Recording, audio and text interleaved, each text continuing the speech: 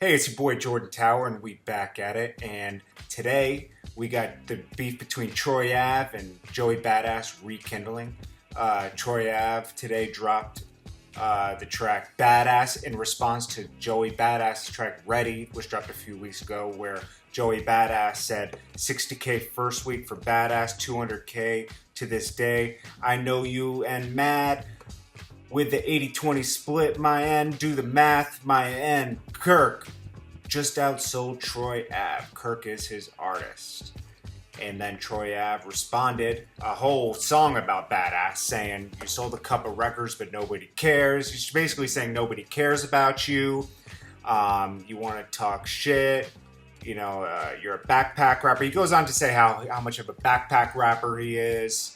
And now that you with dreads because he changed his hairstyle recently, you're a badass. You think you're a badass, and he doesn't get any girls. Blah blah blah. And then he goes on to talk about how he's a drug dealer rapper and he's a weirdo rapper, which I don't think Badass ever claimed to be like a drug dealer. And then basically he goes on at the end to talk about, oh, you sold 60K. It's funny, nobody cares. Then Troy Ave claims he's getting 90%, which nobody's getting 90% of record sales. Then he talks about how his splits are with Johnny, who runs Cinematic Music, which Joey Badass is signed to. Blah blah blah. And then he talks about how much money he gets.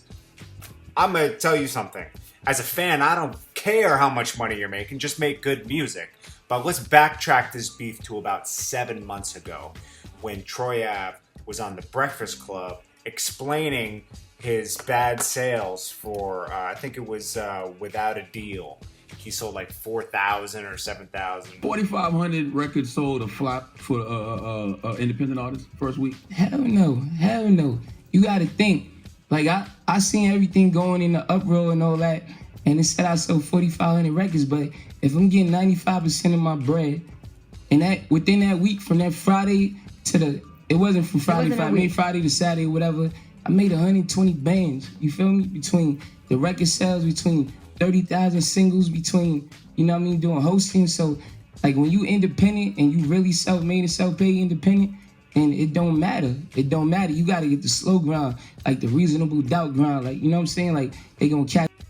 And, he was trying to break down to Charlemagne how much money he gets. He's saying he gets like 90%, 5% goes to his lawyer, and then 5% goes to the distributor, and then but he thinks he's so ill that the distributor has to pay 2.5 to the lawyer. How much does BSB get off that? I mean, of course, it's gonna sell more than 4,500 over time. But how much does BSB get over that 4,500 off of that? We get 95%. 5% go 90%. 5% go to my lawyer, and then 5% go to the distributor. But I'm so ill that I negotiated it where I need the distributor to pay 2.5 of my lawyer percentage. I pay the other 2.5.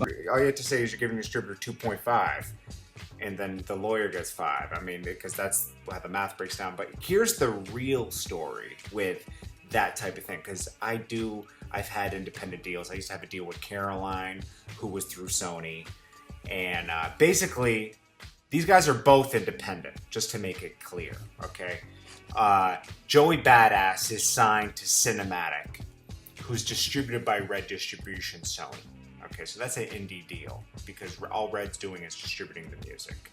Then Cinematic is the buffer between Joey and Red, and Joey and the Cinematic group. They promote Joey, like they're just added support team. Now Troy Ave is with Empire Distribution, who I think is with Capital. And that's an indie situation, but he has his own team. Instead of having a Cinematic, he has BSB, and best believe he has people that he has to break off on BSB to help him promote all his stuff. Nobody's going to work for free. So basically, when you put a record out, okay, so say I put my music on iTunes, and say I use TuneCore, I don't care if I use Empire or anything. Right off the bat, iTunes is taking 30%. Of everybody, they're taking 30%. So if I'm selling something for $10, I'm getting $7 back from Apple. And I think Google Play takes 20, so I'm getting 8 back from Google Play. And then on streams, it's like every couple thousand streams equals this amount of money, something like that. There's a lot of breakdowns with all the different places. And then of course, you have your store sales, which they usually take about.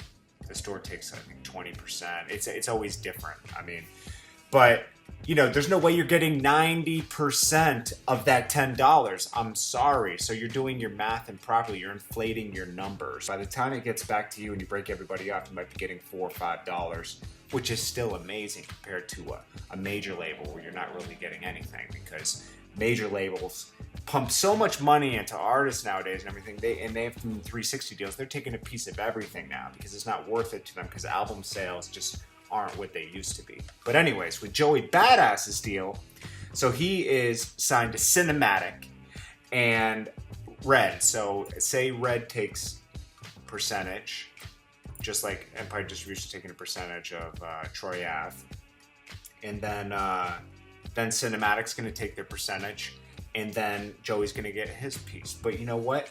Sometimes it's worth it to do that, because you don't have to worry about all the. Some artists don't want to have to deal with all the small things, setting up all that kind of stuff. So Cinematic does that for me. Sometimes it's worth it to lose another 10 or 20% to somebody like that, because even with me booking videos, sometimes I need a manager to when I'm very busy, to manage all these people calling them all the time. Hey, what's up with the video? I want to do these changes. If I were to take all those calls all day, I'd never be creative. I always be in business mode, wouldn't be in creative mode. There's only 24 hours in a day. So anyways, back to this. So when Troy Ave was on the Breakfast Club and he was talking about, trying to explain his low sales, but how that still equals a lot of money, Joey Badass kind of because Troy Ave was trying to say he's the biggest independent rapper, makes the most money. Joey Badass kind of took that personally. He said, reminder, Joey Badass sold 57,000 albums his first week, independently at 20 years old. $10 an album, 85% of the shares, do the math. Again, he probably, they're getting 30%, they're getting 70% to 80% of the $10 to Cinematic, then Cinematic takes their cut of, whatever, 15, 20%, then Joey Badass gets his money. So don't let these guys inflate the numbers to you. I've actually had distribution deals before and everything. I know they're all different, but I know iTunes is not giving up their 30%. Okay, and I know Google Play is not giving up their 20% because they have to run their platforms, and it costs a lot of money, and they're in it for money. They're not in it just to spread the creativity. So then Troy Ave responded, no single, no party hostings, no real endorsements. Reminder, nobody cares. Plus you work for Sony, Red, Cinematic Records, fake independent.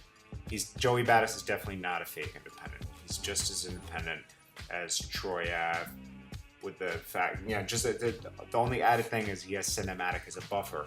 And then Troy Ave really has BSB as a buffer, because I think he has Man Hovain that works. They all have to get paid too, and they do the same stuff. And then,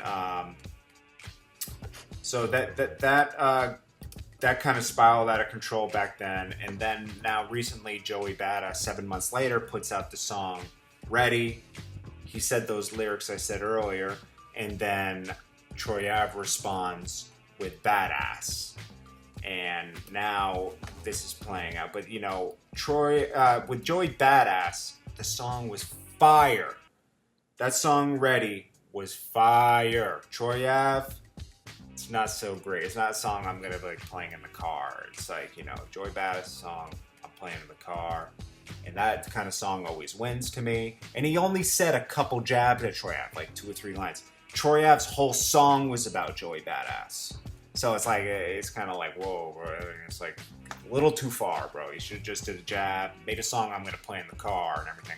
I like both of these guys. Troy Ave says he's a drug dealer rapper. He's always talking about that way too much, and that's the difference when he tells me, do that drug dealer flow, blah blah blah. When I get that drug dealer flow type of feeling, I'm thinking about Jay-Z, Young Jeezy, Yo Gotti. They all gave me different kinds of feelings because they're different kinds of lyricists, but it's the same type of motivational feeling, I don't get that from Troy Ave. He just brags, and they never talk about selling drugs in interviews and everything and boasting about, baking soda this, they kind of low-key do it in a mystery type of way, which gives you that kind of aura and feeling. I don't get that from Troy Ave, but I respect the guy's hustle.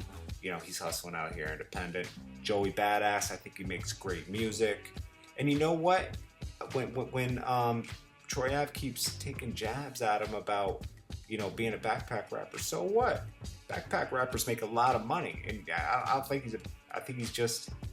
he's more into creativity than Troy Ave is about creativity, and there's nothing wrong with that. Make sure you subscribe and like this so we can do more of these, and thanks a lot, man.